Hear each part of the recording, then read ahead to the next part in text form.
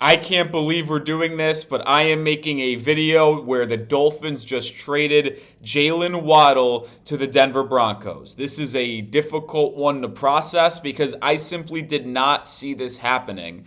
After free agency in the combine, it felt like Jon-Eric Sullivan and this new Dolphins regime was going to take a couple pillars, a couple building blocks into this next era of Dolphins football with Malik Willis and Jeff Hafley. And it sounded like Jaylen Waddle was a part of the plans, but that ultimately is not the case. And the Dolphins trade Jaylen Waddle to the Denver Broncos. The full compensation is the Dolphins getting pick number 30, so they get a second first-round pick this year, a third-round pick, which now gives Miami 4 third-round selections, and the Dolphins get a fourth-round pick, but that is because the Dolphins are also sending a fourth to Denver, so the Dolphins get a first and third for Jaylen Waddle, and then they also swap fourth-round picks. This is truly unbelievable. This is why you subscribe, because we cover you on all pieces of Dolphins news. We're going to be going live on the channel after this. I'm going to go into the office and go live here, so subscribe and join us for that, because it's going to be a true, absolute, stunning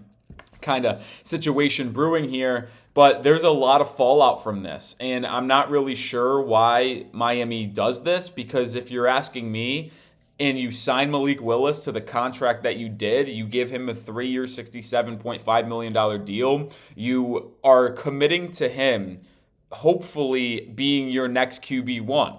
And the question that I am going to ask is, how are you going to evaluate him and know that he is your next QB1 of your franchise if he has no one to throw the football to? Because I like the signing of Tutu Atwell. I like the signing of Jalen Tolbert. But I like those signings in free agency because they were going to complement Jaylen Waddle on this roster.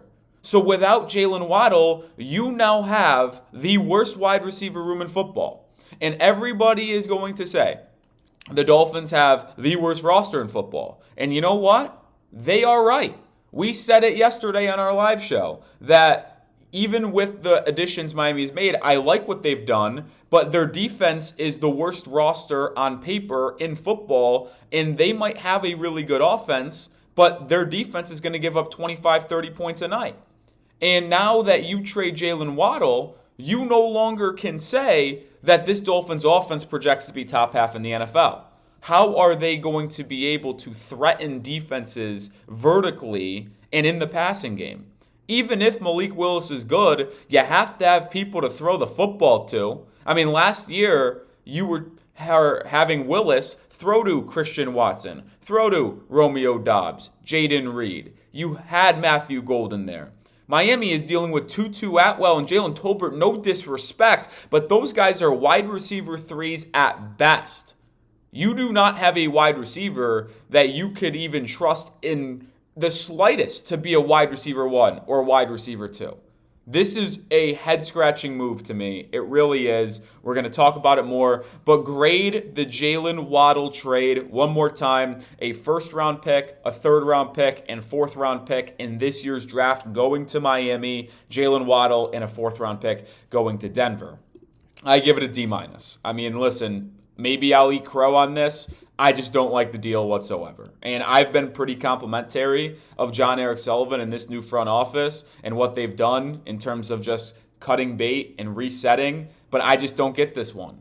And I know some people out there are going to say, hey, the Dolphins are going to fully reset here. And they're tearing it all down. Tyreek Hill, Bradley Chubb, Minkah Fitzpatrick, Tua Tagovailoa. Why keep it half measured, just tear it all the way down to the absolute bare minimum and trade Jaylen Waddle to recoup some draft capital, first round pick in return? And you could argue this is the highest Jaylen Waddle stock has been in the NFL, because as he gets older and maybe faces a little bit more injuries, because he has failed to reach 1,000 yards in back-to-back seasons now, like, you have to wonder, is this the highest value that Jaylen Waddle held in the NFL?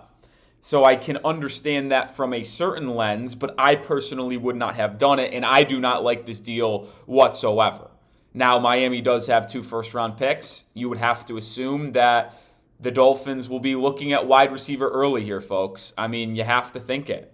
Pick 11, wide receiver becomes very much in play. Very much in play.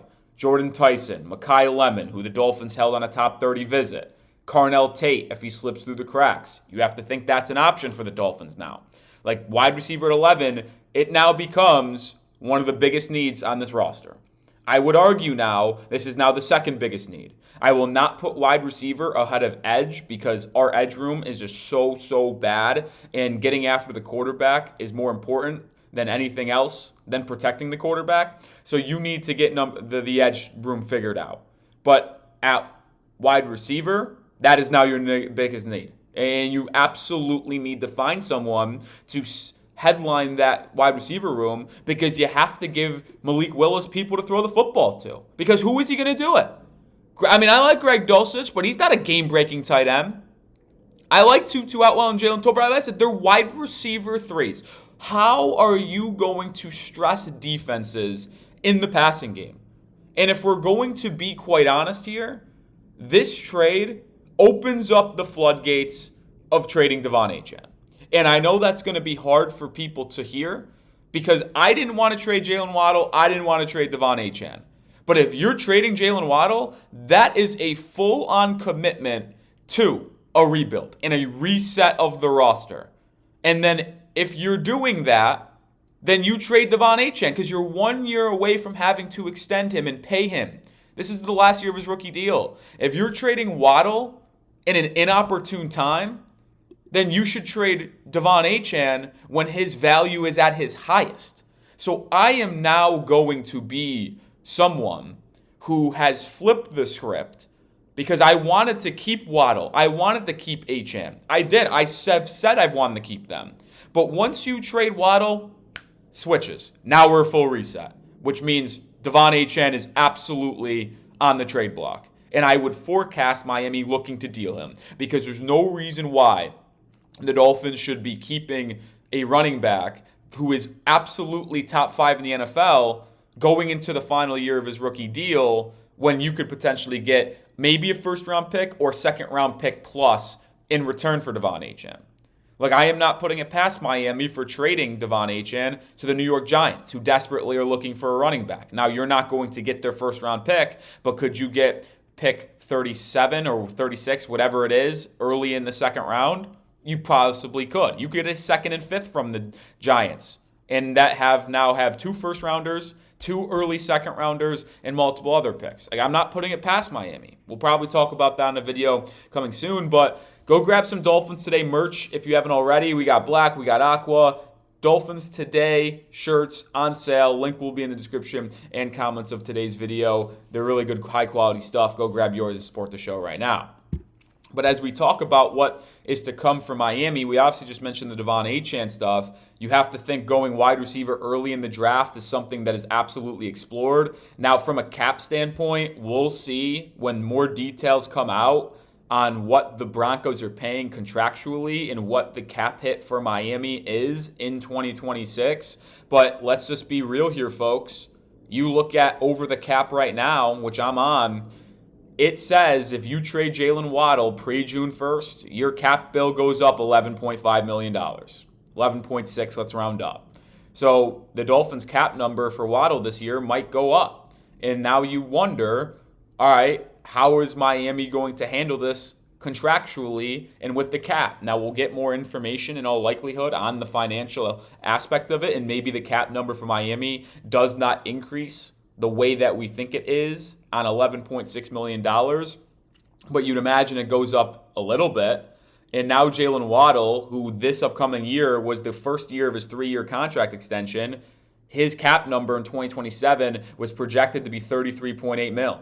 And by the way, you just guaranteed Jaylen Waddle's salary by $15.2 million next season. So you just guaranteed $15.2 million for him in 2027, and you trade him not even a day after.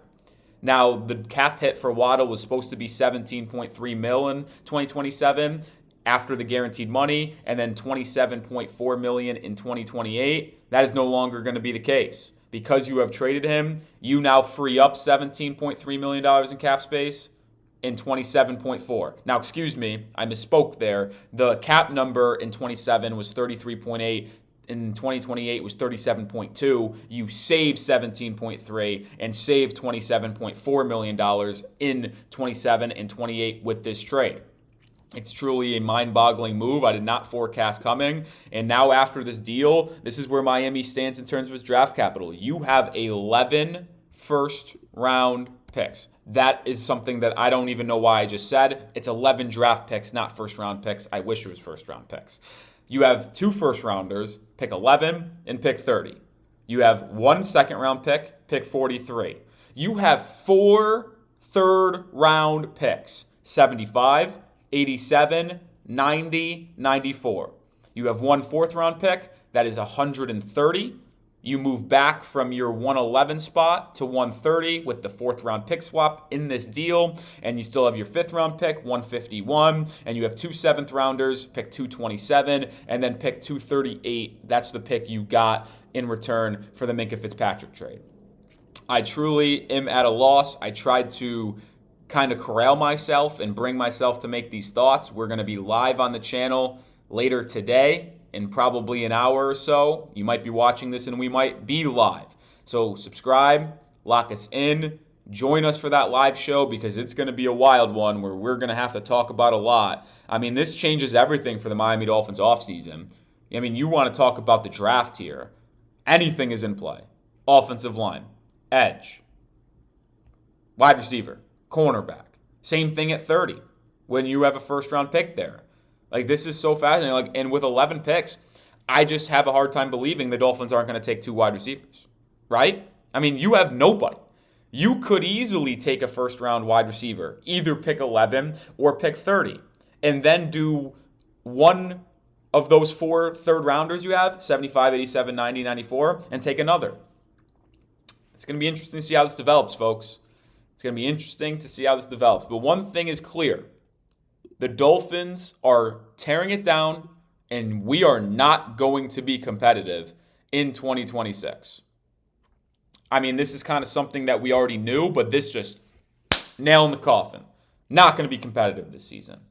And we're building. We're building for 2027 and 2028. And we'll see. This is the first real bold decision that Jon-Eric Sullivan has made as Dolphins GM.